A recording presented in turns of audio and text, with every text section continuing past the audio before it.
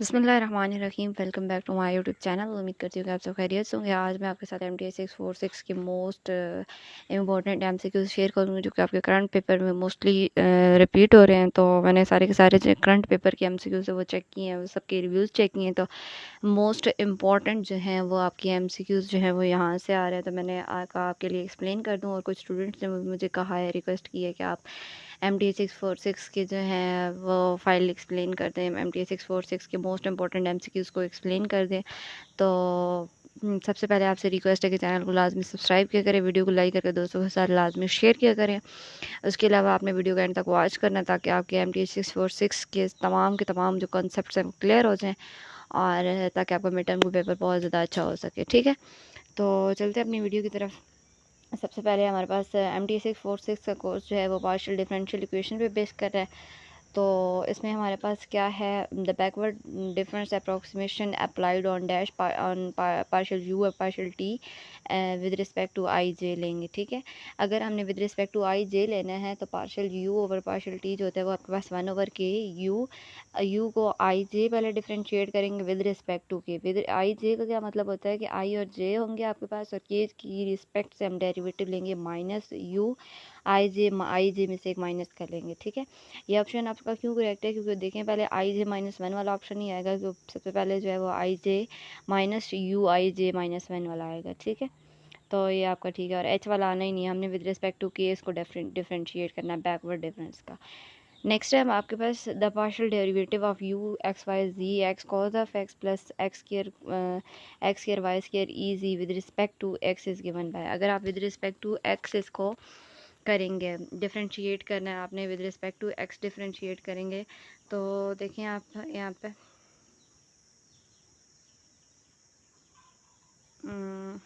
With respect to x करेंगे ना तो साइन का डेरिवेटिव आपके पास क्या होता है, एक्स कॉज का डेरिवेटिव आपके पास क्या आ जाएगा, सिर्फ कॉज जी आ जाएगा। विद रिस्पेक्ट टू हम एक्स कर रहे हैं ना तो एक्स का डेरिवेटिव 1 प्लस अगर हम कर रहे हैं विद रिस्पेक्ट टू एक्स उसको डिफरेंशिएट कर रहे हैं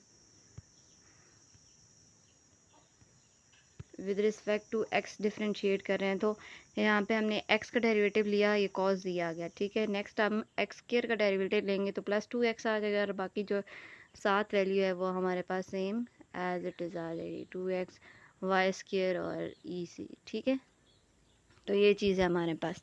इसका सिंपल हमने डेरिवेटिव लिया है कि एक्स का derivative cos the plus with respect to x लेना है तो बाकी same as it is value रहेंगी, सिर्फ एक्स स्क्वायर का लेंगे तो वो 2x आ जाएगा। ठीक है, नेक्स्ट पी डी ई गिवन बिलो, आपके पास पी डी ई गिवन है तो ये आपके पास क्या कौन सा इसका सोल्यूशन आएगा, X square plus Y square partial U और partial T partial square U partial X over Y -3u equal to 0। तो ये आपके पास लीनियर पी डी ई है। ठीक है, ना तो ये होमोजीनियस है ना नॉन होमोजीनियस है, ना ही आपके पास इनमें से कोई ऑप्शन, इनमें से जो ऑप्शन करेक्ट है वो आपका लीनियर पी डी ई है, ये आपका लीनियर फंक्शन गिवन है। ठीक है, next, the truncation error can be reduced by dash more term in a Taylor series expansion। तो truncation error जो होता है वो retaining more term in a Taylor series expansions करते हैं। ठीक है, truncation error जो होता है वो more होता है इसमें हमारे पास retaining। Next, in a numerical analysis, the term order of h is the order of magnitude of the dash error। जो आपके पास numerical analysis में आपके पास जो order of h होता है वो order of magnitude की क्या होता है, truncation error of the truncation error होता है उसका। ठीक है, नेक्स्ट है crowd method for solving the linear equation is also known as. जो क्राउड हमारे पास मेथड होता है लीनियर इक्वेशन को सॉल्व करने का, उसको हम क्या कहते हैं, मेथड ऑफ फैक्टराइजेशन भी कहते हैं। सेकेंड नाम जो है वो मेथड ऑफ फैक्टराइजेशन है उसका। Numerical scheme will be stable if the computing error dash with the time. Numerical scheme जो होती है वो स्टेबल रहती है अगर हमारे पास कंप्यूटिंग एरर जो है वो राइज़ ना कर रहा हो। ठीक है, विद द टाइम के साथ नहीं करेगा तो हमारे पास जो न्यूमेरिकल स्कीम है वो स्टेबल रहेगी। नेक्स्ट है which are the following is the main advantages of explicit scheme in a time dependent problem. Dependent problem के लिए हमारे पास एक्सप्लिसिट स्कीम का जो है वो मेन डिसएडवांटेज क्या था, main disadvantage small time step size है। मतलब स्मॉल कम टाइम में हम स्टेप साइज़ जब करते हैं तो हमारे पास एक्सप्लिसिट स्कीम का जो है वो with respect to time dependent problem का ये आपका नुकसान होता है। सबसे ज़्यादा जो डिसएडवांटेजेस है वो small size with step time है, स्टेप साइज है सॉरी। नेक्स्ट है matrix A can be partition in term of diagonal matrix D lower L and upper U triangular matrix आपके पास होती है। तो ये आपके पास A D plus L plus U, मतलब मैट्रिक्स आपके पास ए गिवन है आपके पास, उनको अपने पार्टीशन करनी है in term of diagonal matrix की लोअर एंड अपर, इन सबको आप आपस में क्या कर देंगे, ऐड कर देंगे, तो आपके पास जो है वो पार्टीशन, एक मैट्रिक्स की पार्टीशन आ जाएगी। ठीक है। नेक्स्ट है in the boundary condition. Boundary condition आपके पास म्यू 0 टी इक्वल टू है mu 2 T of P D which of the following is true. तो इसके लिए आपका कौन सा ट्रू है, इसके लिए आपके पास A0 B2 आएगा। ए कैसे 0 है, मतलब पहली जो वैल्यू है ना यहाँ पे हमारे पास, ये जो वैल्यू है ना 0 जो है वो हमारे पास A है, ठीक है, और साथ T है। ये हमारे पास A और T दिए हुए होते हैं, और जो नेक्स्ट हमारे पास है वो हमारे पास B और T दिए हुए होते हैं। ठीक है, ये यहाँ पे इसका नहीं आ रहा, ये हमारे पास A जो है A और T दिए हुए हैं, और नेक्स्ट जो है वो हमारे पास इक्वल के साथ हमारे पास B और T दिए हुए हैं। ठीक है, A की जगह हमारे पास क्या है, 0 है, और B की जगह हमारे पास क्या है, तो इसका जो हमारे पास A 0 आ जाएगा और B यहाँ पे हमारे पास 2 आ जाएगा। ठीक है, तो ये आपके पास correct solution A0 and B2। Next है the implicit scheme are unconditionally stable the allowing the use of dash increment time steps. तो हमारे पास लार्ज होता है इम्प्लिसिट स्कीम में, हमारे पास unconditionally stable allowing use of, हम किसको सिलेक्ट करते हैं, लार्ज इंक्रीमेंट को हम टाइम स्टेप को यूज़ करते हैं, तब जाके हमारे पास इम्प्लिसिट जो है वो अनकंडीशनली स्टेबल होता है। नेक्स्ट है initial condition is like boundary condition but for. Initial condition होती है वो हमारे पास बाउंड्री कंडीशन की तरह होती है, लेकिन हमारे पास टाइम डायरेक्शन बट फॉर, लेकिन वो किसके लिए होती है, हमारे पास टाइम डायरेक्शन के लिए होती है। नेक्स्ट है implicit scheme do not have any restriction for dash step size. In implicit scheme में हमारे पास रिस्ट्रिक्शन नहीं होती है, हमारे पास किस चीज़ की, टाइम स्टेप साइज़ की हमारे पास इसमें नहीं होती, वो रिस्ट्रिक्शंस नहीं होती हमारे पास। टाइम मतलब इनका हम टाइम से कोई वास्ता नहीं होता है टाइम स्टेप साइज से। नेक्स्ट है the value of lambda for the given value of for के। वैल्यू हमारे पास गिवन है वैल्यू ऑफ लैम्डा एंड के हमारे पास दी हुई है, एच की वैल्यू दी हुई है, तो हमारे पास लैम्डा की वैल्यू क्या आएगी। ठीक है, तो लैम्डा की वैल्यू हमारे पास 5 आएगी। 0.1 को आपस में मल्टीप्लाई कर दें तो आपके पास 5 आ जाए, सिंपल 5 आ जाएगा। इसका सोल्यूशन आगे ऐड है तो मैं आपको चेक करवा दूँगी एक बार सॉल्व करके कंप्लीट। नेक्स्ट आपके पास the number of grid points for N for a boundary condition U O T, ये आपके पास दिया हुआ है, एच इक्वल टू 0 है, तो आपके पास ए जो है वो 0 है, बी जो है वो आपके पास 2 एंड एच आपके पास ये। अब यहाँ पे नंबर ऑफ ग्रिड पॉइंट का बाउंड्री कंडीशन का फार्मूला अप्लाई करेंगे तो आपके पास 20 आ जाएगा। इसको मैं आपको आगे सॉल्व करके बताती हूँ। ठीक है, ये सेम इसी तरह का क्वेश्चन है, ये मैं आपको बताती हूँ। नेक्स्ट हमारे पास which of the following represent initial condition. Initial condition क्या है, यहाँ से कौन सा ऑप्शन कर रहे हैं, तो इनिशियल कंडीशन जो होती है हमारे पास x0 इक्वल टू होता है आपके पास 0, मतलब आपके पास a जो होता है वो x की बराबर होता है। नेक्स्ट है क्रैंक निकोल्सन स्कीम जो होती है वो डैश स्कीम होती है, वो आपके पास इम्प्लिसिट स्कीम होती है।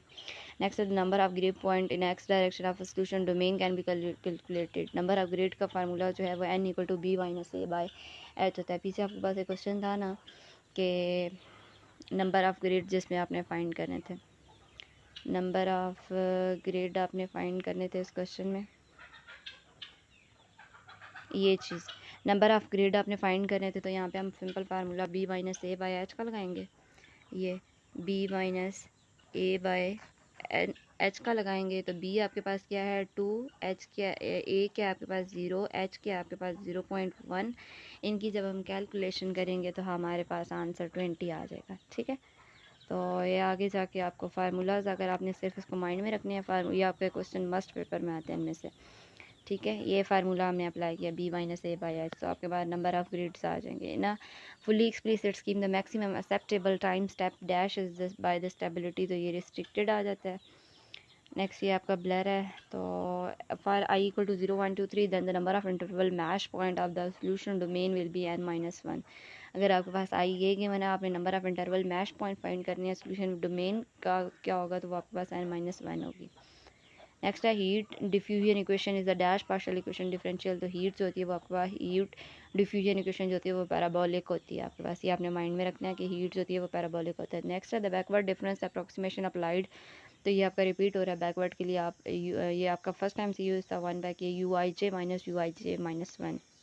Next, which of the following matrix vector equation is used to calculate the value of y? इनमें से कौन सा जो कैलकुलेट करता है y की वैल्यू को? तो एल जो है ये आपके पास वेक्टर इक्वेशन को यूज़ करने के लिए हम यूज़ कर रहे हैं, और वाई जो है वेक्टर इक्वल टू बी आएगा, तो यहाँ से आप वाई की वैल्यू कैलकुलेट कर सकते हैं। नेक्स्ट है क्रैंक निकल्सन, ये आपका रिपीट हो रहा है, इम्प्लीसिट इसका करेक्ट ऑप्शन है। नेक्स्ट है another name of L U factorisation decomposition method is triangularisation method है आपके पास, ठीक है, इसका दूसरा नाम।